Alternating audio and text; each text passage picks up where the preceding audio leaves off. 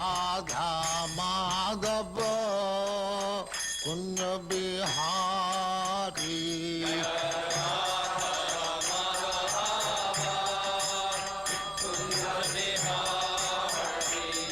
जय राधा माधव कुंज बिहारी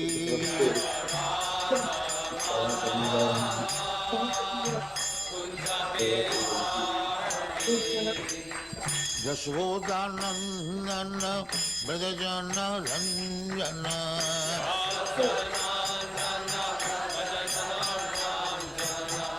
यशोदानंदन ब्रजजन रंजन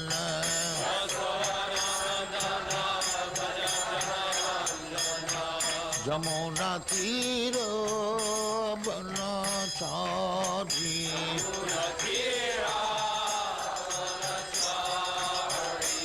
यमुना तीर बनचारी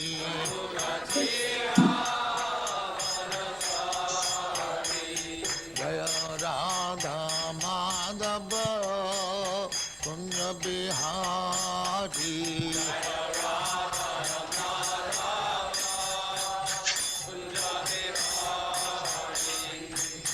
गोपी जन वल्लभ गिरिवरधारी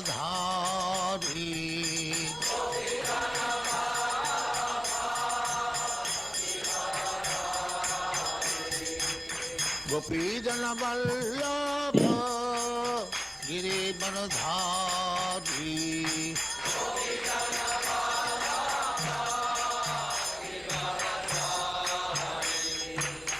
यशोदानंदन ब्रजजन रंजन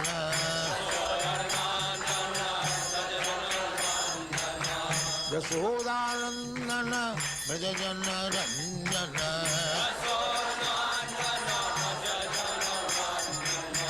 यमुना तीर बनचारी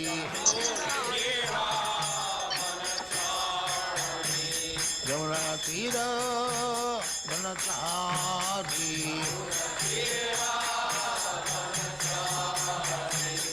जय राधा माधव कुंज बिहारी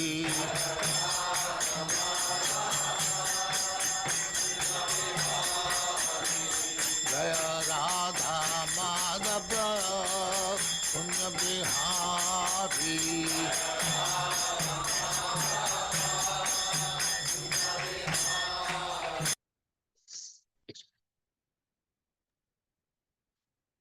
हरे कृष्ण।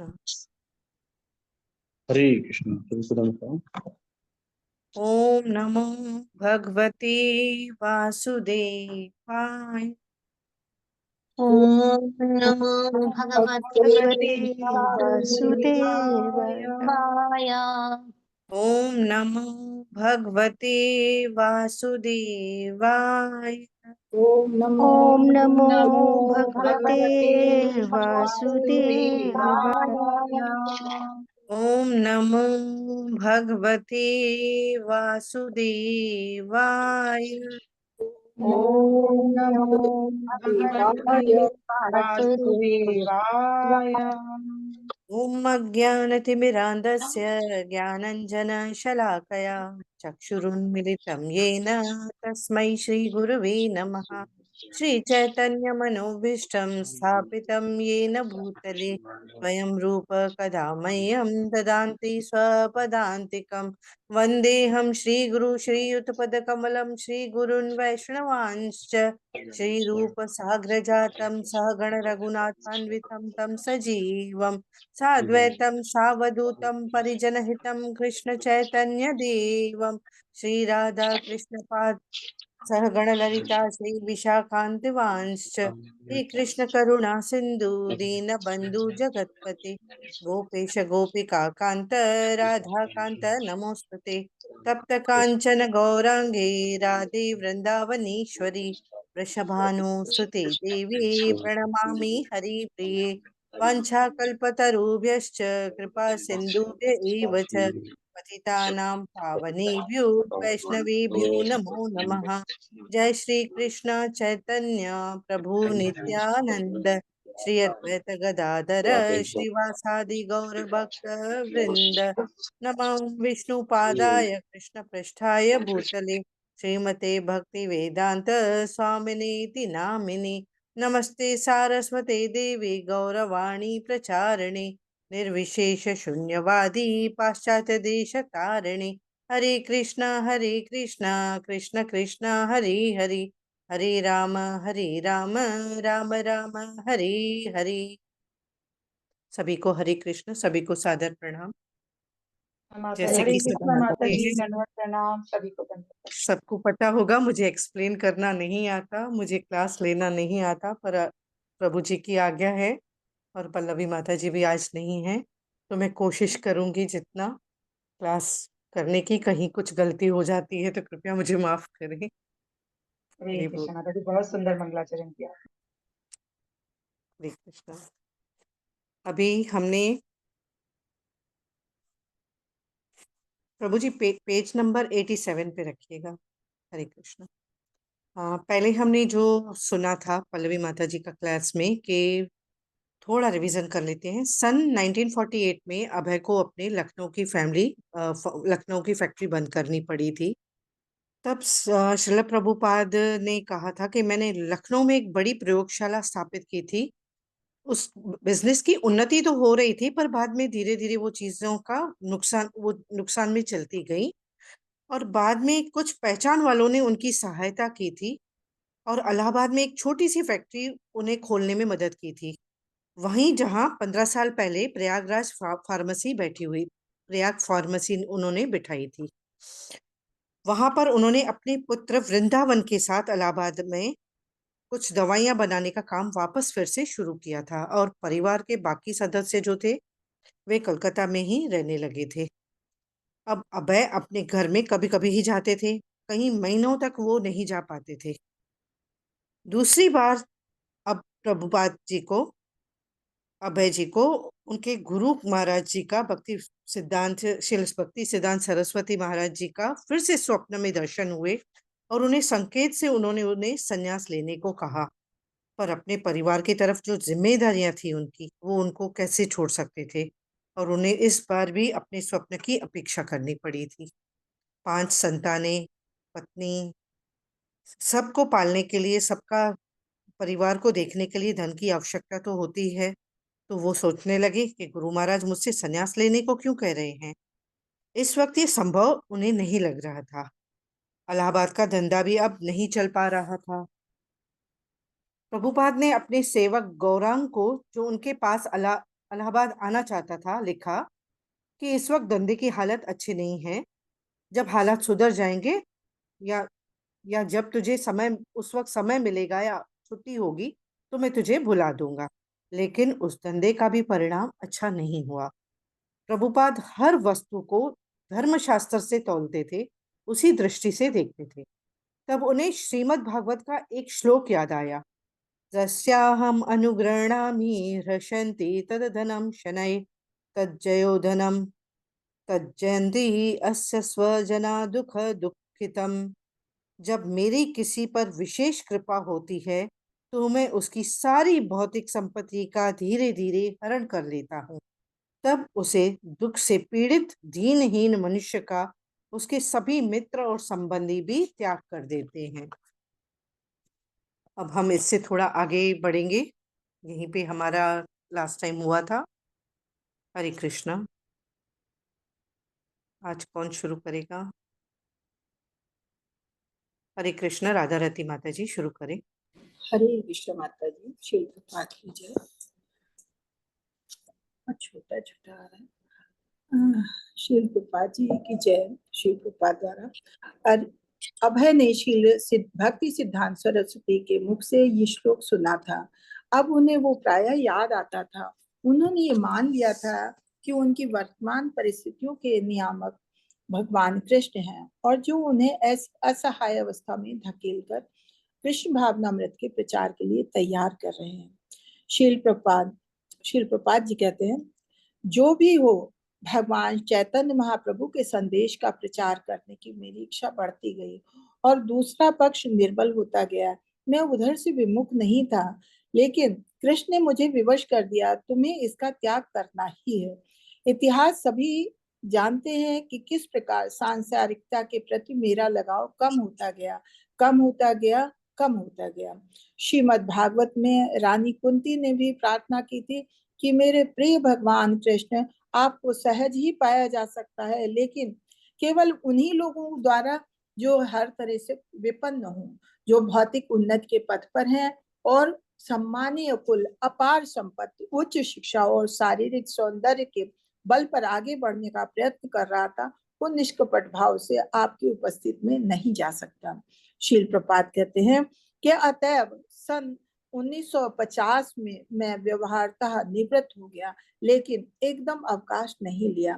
तो थोड़ा बहुत धंधा चल रहा था और उससे कुछ संपर्क बना रहा, कुछ रह गया, वही ठीक था। धीरे धीरे धंधा लगभग समाप्त हो गया। जो तुम्हें कुछ करना है वो करो। अभय की पत्नी अपने पुत्रों के साथ 72 महात्मा गांधी रोड स्थित अपने पिता के घर चली गई। उनका तर्क था कि उनका आर्थिक भरण पोषण खतरे में पड़ता जा रहा था। अभय का अधिकतर समय घर से बाहर बीतने लगा। वे परिवार से क्रमशः कटते जा रहे थे। जब कई महीनों बाद वे अपनी पत्नी और बच्चों से मिलते तो उनके ससुर उनकी आलोचना करते, तुम हमेशा बाहर रहते हो, हमेशा भगवान की पूजा में लगे रहते हो, परिवार की देखभाल नहीं कर रहे हो। अभय से जब भी हो सकता वे परिवार के लिए कुछ धन भेज देते। मिस्टर सुधीर कुमार दत्ता, अभय के भतीजे, मैं कभी कभी देखता कि वे अभय किस प्रकार बहुत सी बातों के बारे में सोचते रहते, परिवार के बारे में, लिखने के बारे में और धंधे के उत्तरोत्तर बढ़ाने के बारे में। क्या करना है, क्या करना है, वे धंधे से अधिक धन कमाने के बारे में गंभीरता से सोचा करते, लेकिन इसका मतलब था कि वे धंधे को अधिक समय दें और लिखना तो वे कभी छोड़ नहीं सकते थे। वे अधिक से अधिक तर लिखते और कम, कभी कभी लोग उन्हें अपशब्द भी कह बैठते, अरे तुम तो धार्मिक चीजें लिखने में लगे रहते हो, केवल भगवान के बारे में विचार मग्न रहते हो, तुम्हारे परिवार का भरण पोषण कौन करेगा, अपने परिवार के लिए तुम क्या करोगे। कभी कभी वह दलील देते, इस परिवार में मेरे लिए क्या किया है, मैं भगवान को क्यों विस्मृत कर दूं, जो मैं कर रहा हूँ वही वास्तविक है, आप नहीं समझते कि मैं क्या कर रहा हूँ। एक हरे बार कृष्ण। हरे हरे कृष्णा, हरे कृष्णा, धन्यवाद। हरे कृष्ण। अभी अभय ने ये श्लोक अक्सर अपने गुरु शील भक्ति सिद्धांत सरस्वती जी के मुख से सुना था। अब उन्हें लगने लगा था कि ये सब जो मेरे साथ हो रहा है वो सब भगवान श्री कृष्ण की मर्जी से हो रहा है। वे उन्हें असहाय अवस्था में लाना चाहते हैं और उस असहाय अवस्था की तरफ धकेल रहे हैं। और ये क्यों हो रहा है कि मुझे वो कृष्ण भावना अमृत का प्रचार करने के लिए तैयार कर रहे हैं।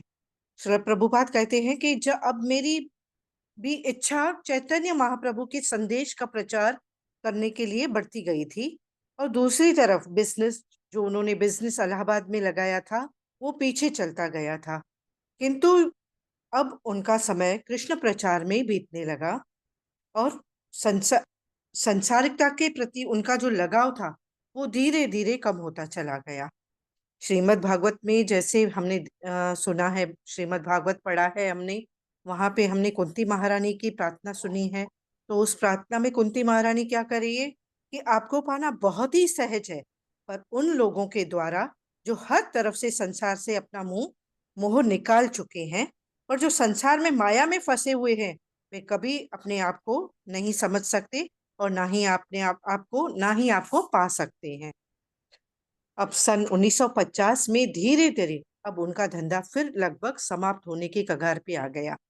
अब अभय को अपने पत्नी पुत्रों का जो अपने पिता के घर चली गई थी, बिजनेस बंद होने के पर अभय अपने परिवार की जिम्मेदारी पूरी तरह निभा नहीं पा रहे थे, तो उनका आर्थिक भरण पोषण करने की समस्या आने लगी।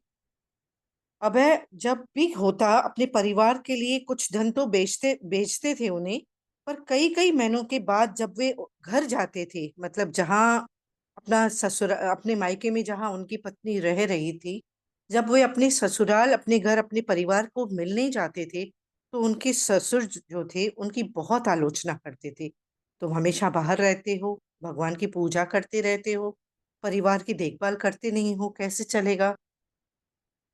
मिस्टर सुधीर, जो अभय के भतीजे थे, वो हमेशा देखते रहते थे, ये नोट करते रहते थे कि अभय हमेशा विचारों में खोए रहते हैं। परिवार का भरण पोषण कैसे होगा, परिवार के बारे में लिखने के बारे में, जो उन्होंने अपनी मैगजीन शुरू की थी उसमें क्या लिखना चाहिए, क्या, कहाँ से वो सब लाना है, और अपने उस सब के लिए जो पैसा लगेगा, जो धन लगेगा, उसको अपने धंधे को कैसे बढ़ाऊं तो कम से कम अपने परिवार का भी भरण पोषण कर सकूं और अपने मैगजीन को भी आगे बढ़ा सकूं। इस तरह पर अपने अपनों के मुंह से जो अपशब्द वो सुनते थे, तुम तो केवल धार्मिक चीजों में लगे रहते हो, तुम तो भगवान के विचारों में ही मग्न रहते हो, तुम परिवार का भरण पोषण कैसे करोगे, अपने परिवार के लिए तुम क्या करोगे। यह सब सुन सुन के कभी कभी वो बहुत झल्ला जाते थे। हरे कृष्णा, आगे पढ़ते हैं। हरे कृष्णा, अनीता माता जी। हरे कृष्ण माता जी। पंचांग पढ़ो। श्री प्रभुपाद की जय हो। एक बार कलकत्ता जाने पर अभय अपने ससुर के घर पर रुके, जहां उन्हें उनके कमरे में ठहराया गया। जब उनकी पत्नी ने भोजन परोसा तो उन्होंने देखा कि हर चीज बाजार से खरीदी हुई है। उन्होंने पूछा, सब क्या है? अभय ने सोचा। राधा ने उत्तर दिया, आज रसोइया बीमार है। अभय ने सोचा, अच्छा होगा कि हम पत्नी के पिता के घर में न रहें, नहीं तो वह और अधिक बिगड़ जाएगी। इसलिए उन्होंने अपने परिवार को चेतल स्ट्रीट स्थित एक अन्य ठिकाने पहुंचा दिया। वहां वे परिवार के साथ कभी कभी कुछ महीने रुकते। वे लेख लिखने में लगे रहते और काम धंधे में कम से कम समय लगाते, लेकिन उनका अधिकतर समय इलाहाबाद में बीतता। हरे कृष्ण। हाँ, इलाहाबाद में अभय जो अब 54 वर्ष के हो गए थे, 54 वर्ष के हो गए थे, वानप्रस्थ वानप्रस्थ जीवन बिताते थे।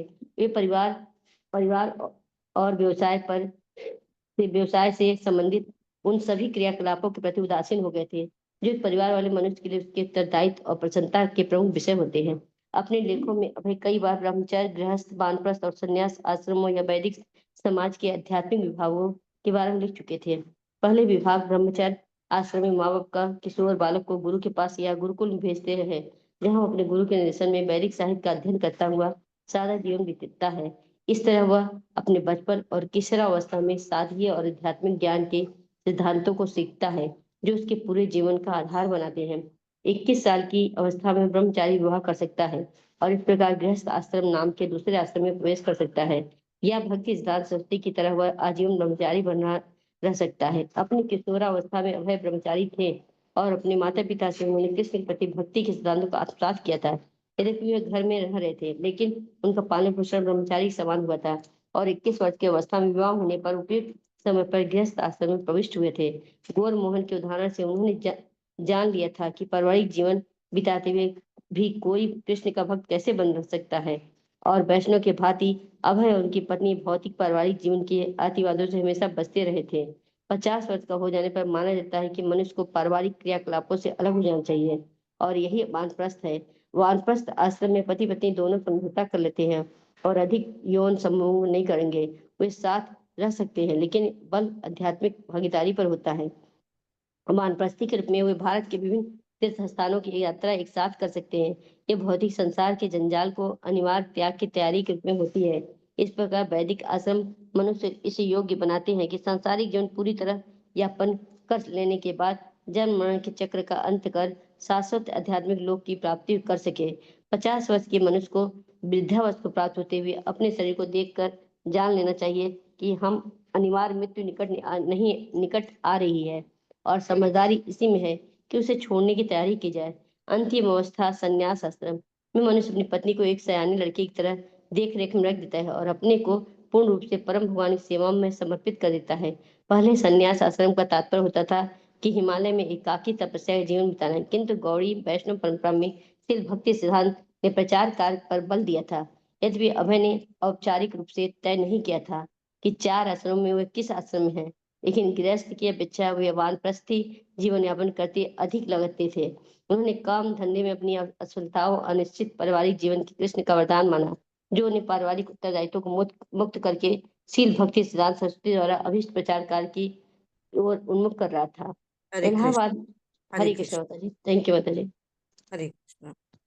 अब हमने जैसे अभी पढ़ा कि परिवार में और परिवार के लोगों से उनको अपशब्द भी सुनने को मिलते थे, और यह सुन सुन के वो कभी लोगों को दलील देना शुरू कर देते थे कि इस परिवार ने मुझे दिया क्या है, मैं भगवान को क्यों भूल जाऊं, जो मैं कर रहा हूं वो सही है और आप नहीं समझ पाएंगे कि मैं कर क्या रहा हूं।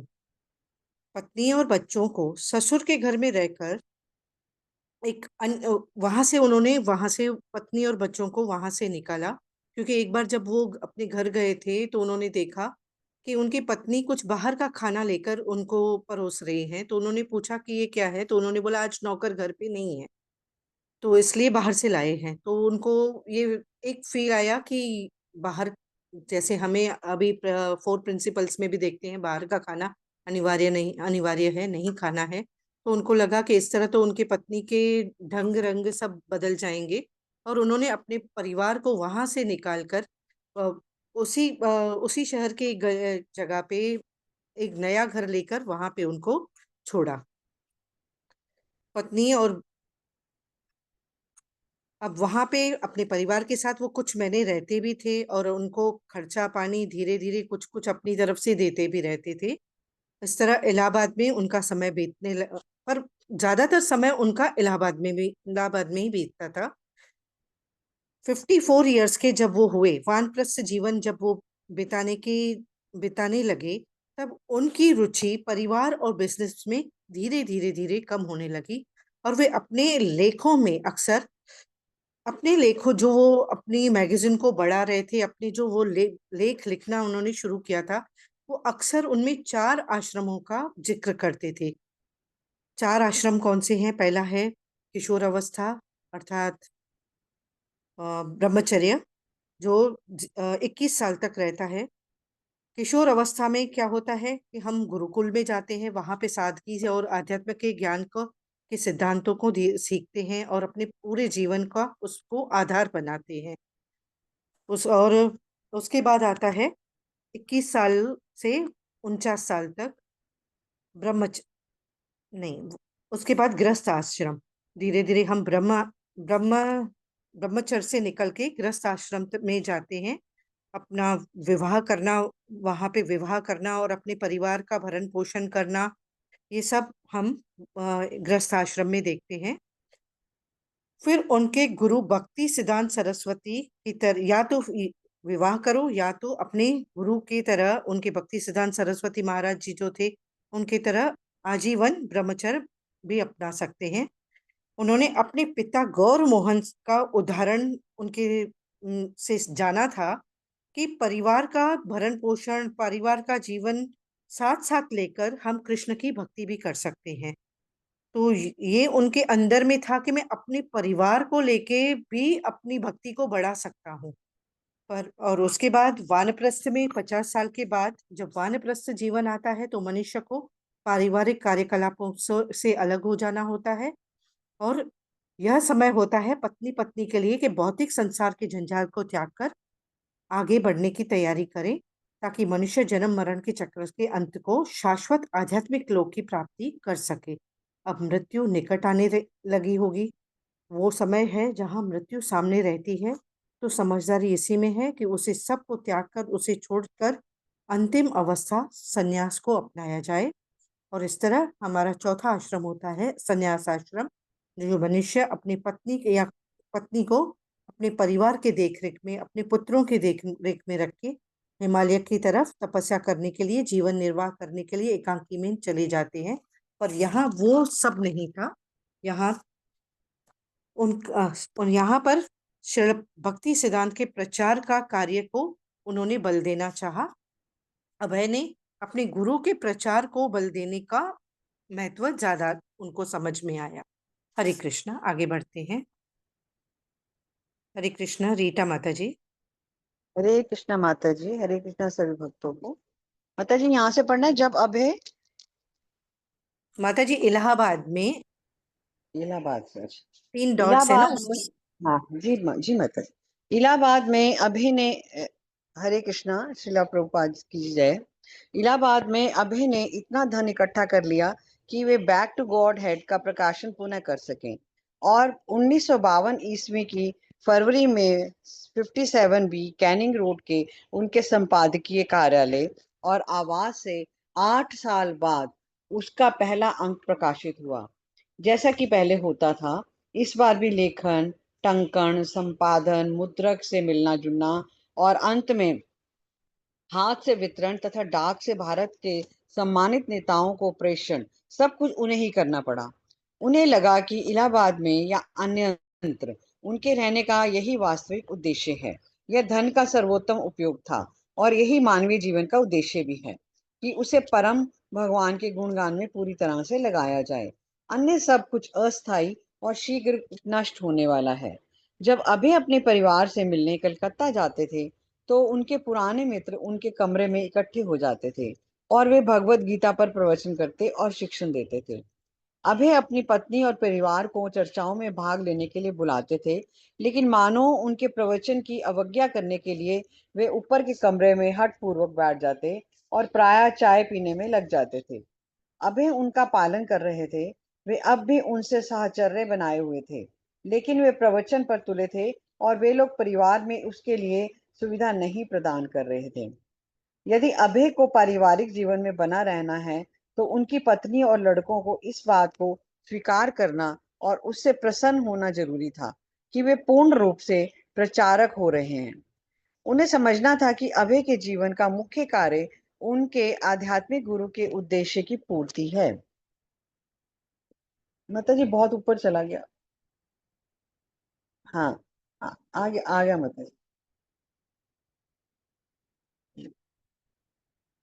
उनके इस परिवर्तन के प्रति वे उदासीन नहीं रह सकते।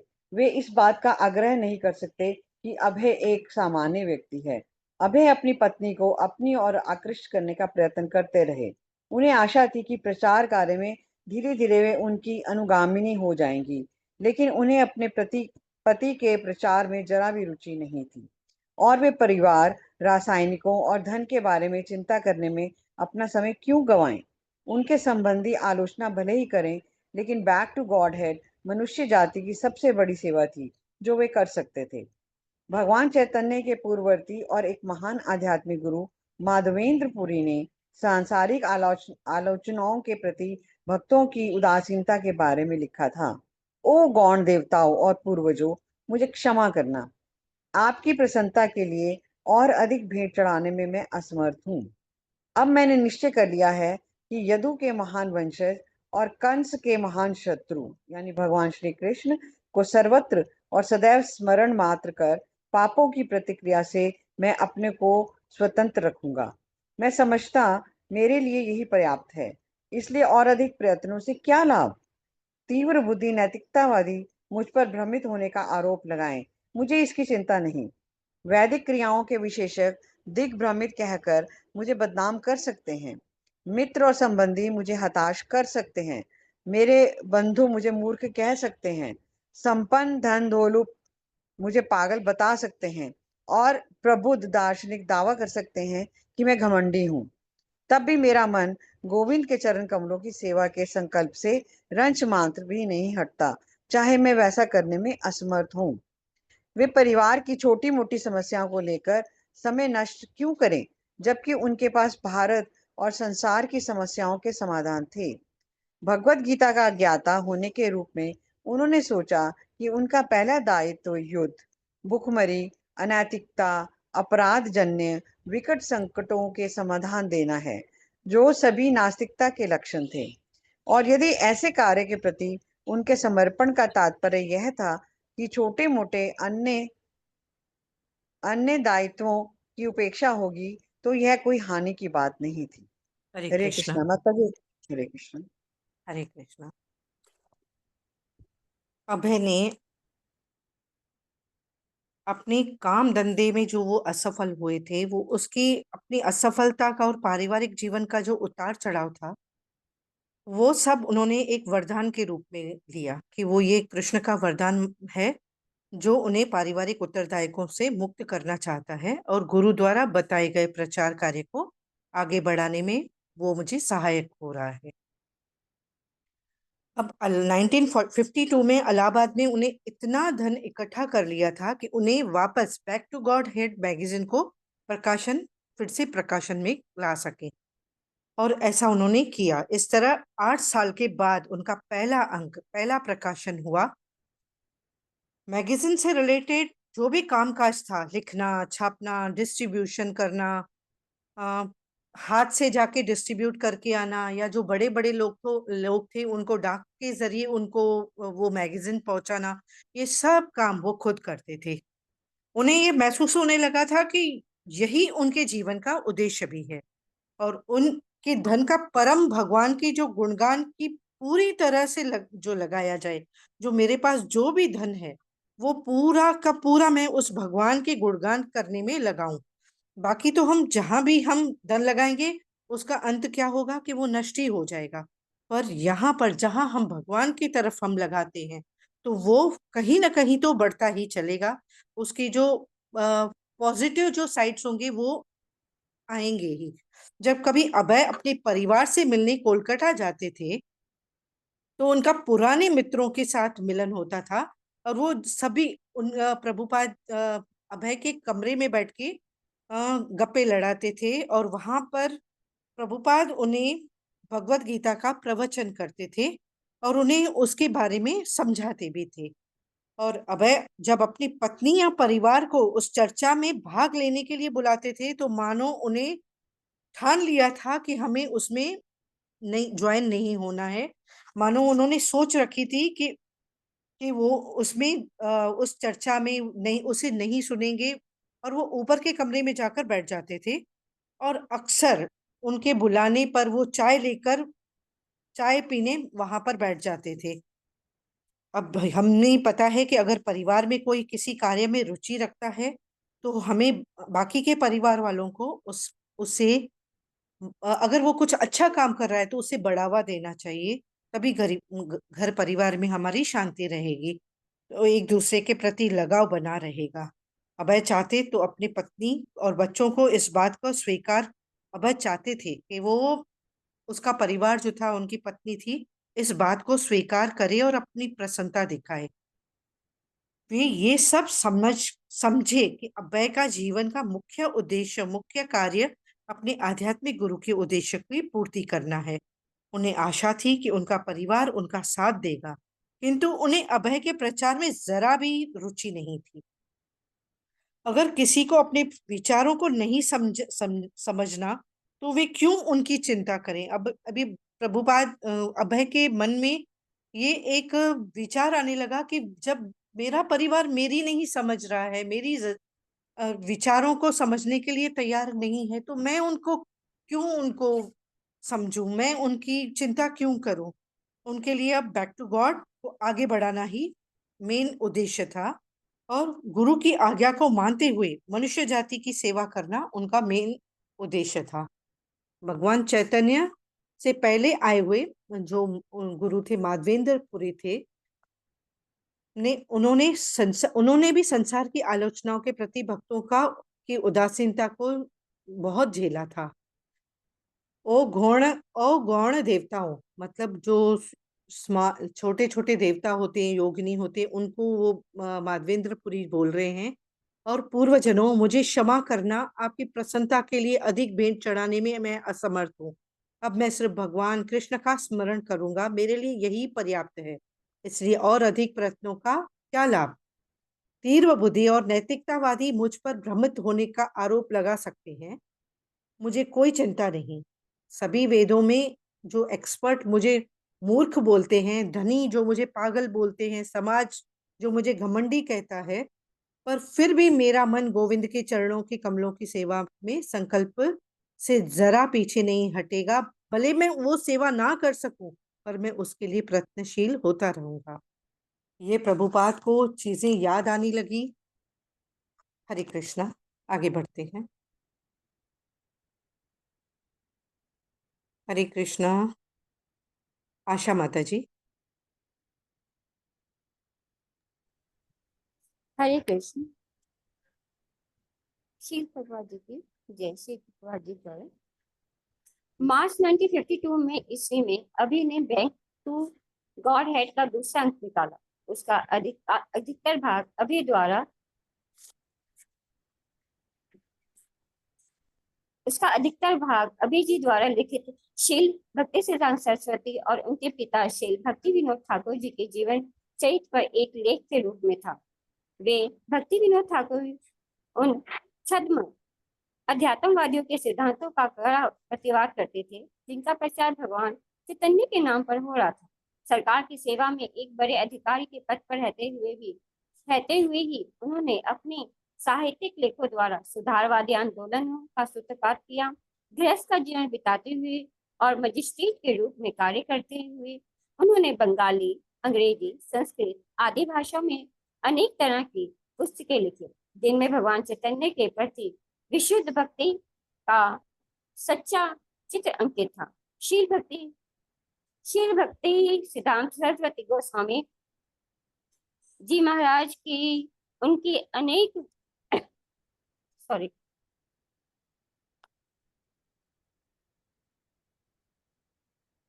शील भक्ति सिद्धांत सरस्वती गोस्वामी जी महाराज को उनके बचपन से ही शील भक्ति विनोद ठाकुर के आंदोलन से प्रेरणा मिली।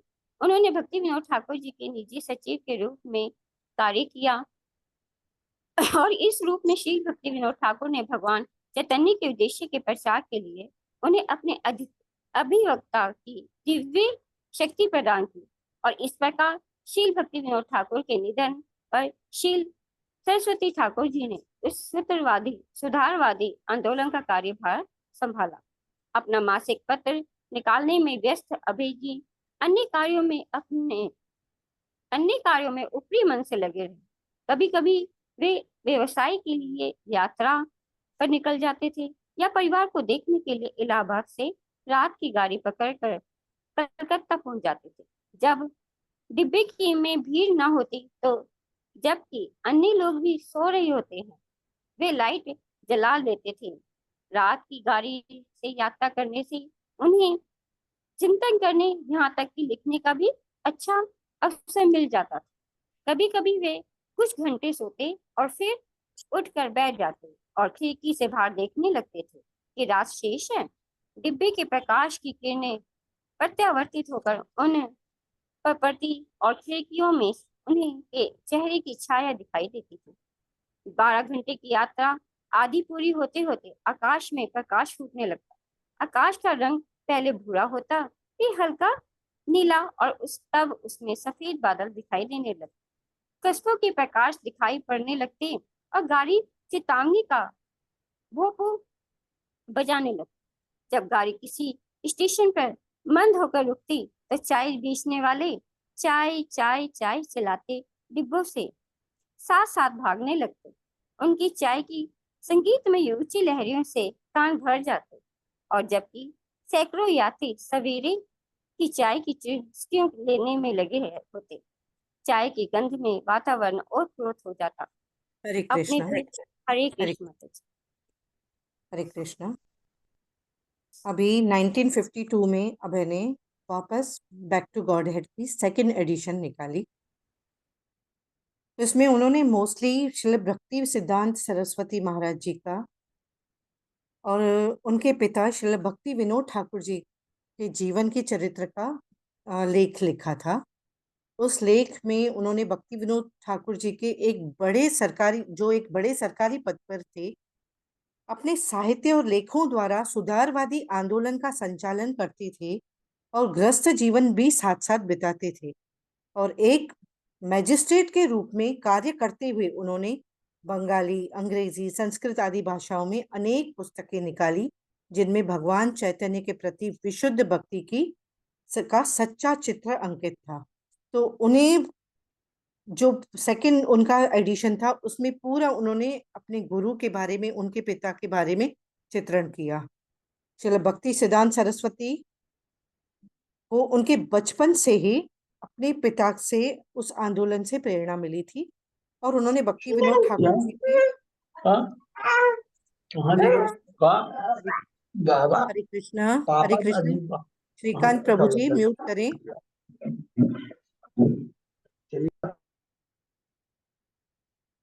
हरे कृष्ण। उन्होंने भक्ति विनोद ठाकुर जी के निजी सचिव बन के रूप में कई टाइम तक, कई समय तक उन्होंने वो कार्य किया था। और इस रूप में पिता और जो गुरु के रूप में थे और पुत्र जो शिष्य के रूप में थे, भगवान चैतन्य के उद्देश्य को प्रचार करने में उन्हें जो समय बिताया था, वो उसका उन्होंने पूरा प्रचार अपने सेकंड एडिशन में दिया। उन्होंने अपने अभिव्यक्ता के दिव्य शक्ति जो अपने पुत्र को प्रदान की थी, और इस प्रकार श्रील भक्ति विनोद ठाकुर के निधन के बाद श्रील भक्ति सरस्वती ठाकुर जी ने उस सुधारवादी आंदोलन के कार्यभार को संभाला। हरे कृष्ण।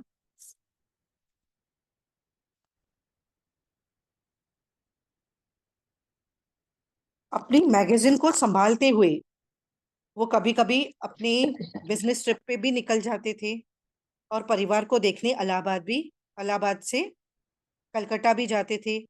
और बाय ट्रेन रात को जब उन्हें समय मिलता था, जब वो देखते थे कि रात को सभी ट्रेन में सो गए हैं, तो वो ट्रेन की लाइट ऑन करके अपने लेखन के बारे में सोचते रहते और लिखते रहते थे।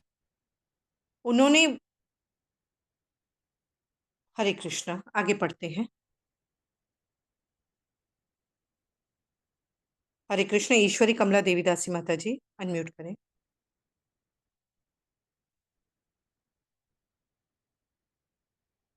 हरे कृष्ण। ईश्वरी माता जी। हरे कृष्णा। सादर प्रणाम माता जी। सभी भक्तों को हरे कृष्णा सादर प्रणाम।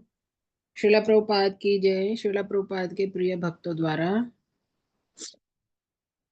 अपने 20 वर्ष से अधिक की विस्तृत ट्रेन यात्रा में अभय ने पाया कि सिगरेट पीने वालों और अकेले यात्रा करने वाली स्त्रियों की संख्या में उत्तरोत्तर वृद्धि हो रही थी।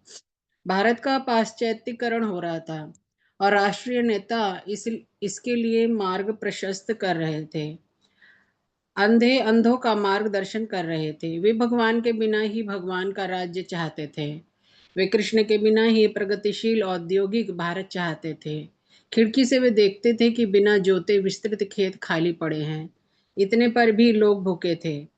अब कभी कभी समाचार पत्र पढ़ते और उसमें से कोई ऐसा लेख फाड़ लेते जिसका बैक टू गॉड हैंड में उत्तर देने की उन्हें आवश्यकता प्रतीत होती, या जो लेख लिखने के लिए उनमें उन्मेष पैदा करता। वे इस बात पर चिंतन करते कि लोगों के पास सहायता के लिए कैसे जाया जाए, किन लोगों के पास जाया जाए और कृष्ण भावना वाले भक्तों का संघ कैसे स्थापित किया जाए। न केवल भारत में वरन सारे संसार के लोग कृष्ण भावनामृत को अपना सकते थे। चैतन्य भागवत ने भविष्यवाणी की थी कि एक दिन आएगा जबकि भगवान चैतन्य का नाम हर गांव और कस्बे में पहुंच जाएगा।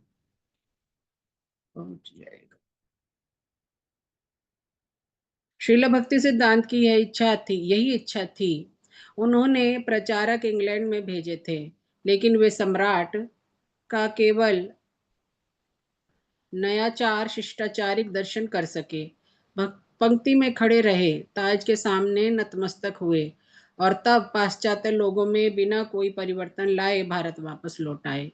अभय ने बैक टू गॉड हेड विदेशों में भेजने के बारे में सोचा। उनके एजेंटों थैंकर स्पिंग एंड कंपनी के संबंध अमेरिका और यूरोप से थे। सारे संसार के लोग अंग्रेजी पढ़ते थे और उनमें से कुछ को भगवत गीता और श्रीमद् भागवत के विचार निश्चय ही पसंद आएंगे। श्रील भक्ति सिद्धांत सरस्वती यही चाहते थे। कृष्ण भावनामृत केवल भारत के लिए ही नहीं था, यह भारत का सबसे बड़ा उपहार था और यह सबके लिए था। हरे कृष्णा। हरे कृष्णा माता जी। धन्यवाद माता जी। आगे पढ़ो। नहीं माता जी, इसको पहले कंप्लीट करते हैं, नया चैप्टर फिर अगली बार करेंगे। हरे कृष्ण। धन्यवाद माता जी। अभी हम 20 साल के इस 20 साल से भी अधिक की इस ट्रेन यात्रा में वो जो अलग कलकत्ता से इलाहाबाद, इलाहाबाद से कलकत्ता आते जाते रहते थे। तो इसमें उनके 20 साल से भी अधिक की ट्रेन यात्रा में उन्होंने नोट किया कि सिगरेट पीने वालों की और अकेली स्त्रियों की ट्रेवल करने वालों की संख्या धीरे धीरे बढ़ती जा रही है। धीरे धीरे हमारा देश वेस्टर्न पद्धति को अपनाता जा रहा है। कभी कभी वे न्यूज़पेपर जब पढ़ते तो उनमें से कुछ अगर उन्हें लगता था कि ये मेरी मैगजीन में आना चाहिए या किसी ने मुझे जो प्रश्न पूछा है उसका आंसर ये हो सकता है, तो वो उस पेपर में उसको कटिंग कर लेते और वो सब अपने न्यूज़पेपर के अपनी मैगजीन में उसे प्रकाशन में उन्हें उनकी सहायता मिलती थी। लोगों के पास वे लोगों के पास पहुंचने और उनकी सहायता करने में कैसे कृष्ण भावना भक्तों का उनकी एक इच्छा थी कि मैं कैसे कृष्ण भावना का भक्तों का एक संघ बनाऊं जो भक्तों तक पहुंचे, दूसरे लोगों तक पहुंचे, जो भारत तथा पूरे देश के लोगों को कृष्ण भावना अमृत के आंदोलन में जोड़े। और चैतन्य महाप्रभु ने जो चैतन्य भागवत में जो भविष्यवाणी हुई थी, एक दिन आएगा जब भगवान चैतन्य का नाम हर गांव हर कस्बे में पहुंचेगा। जो उनके भक्ति उनके गुरु की इच्छा थी, भक्ति सिद्धांत सरस्वती ठाकुर जी की जो यही इच्छा थी, उसे वो कैसे आगे बढ़ाएं, उस इच्छा को अपने गुरु की इच्छा को वो कैसे पूरा करे। उन्होंने प्रचारक इंग्लैंड में भेजे थे। वे पाश्चात्य लोगों के बिना कई परिवर्तन किए किए बिना कोई उन्होंने जो भक्ति सिद्धांत ठाकुर जी ने जो इंग्लैंड लोगों को भेजा था कि वहां के पाश्चात्य लोगों में चेंजेस लाइए, उनमें भक्ति डालिए, पर वो कुछ कर नहीं पाए। बस उनके आगे नतमस्तक हुए, उनसे मिले किए और वो वापस बिना कुछ परिवर्तन किए ही भारत लौट आए थे। तो अभय ने बैक टू गॉड हेड को विदेश में भेजने के बारे में सोचा।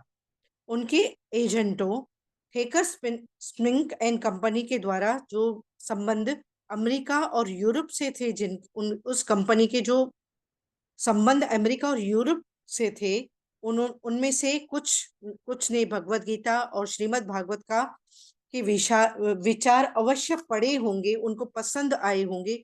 यह सोचकर प्रभुपाद ने उस मैगजीन को विदेशों में पहुंचाने की सोची। श्रील भक्ति सिद्धांत सरस्वती यही चाहते थे कि कृष्ण भावना अमृत केवल भारत के लिए ही नहीं, यह सब के लिए भारत को सबसे बड़ा उपहार हो।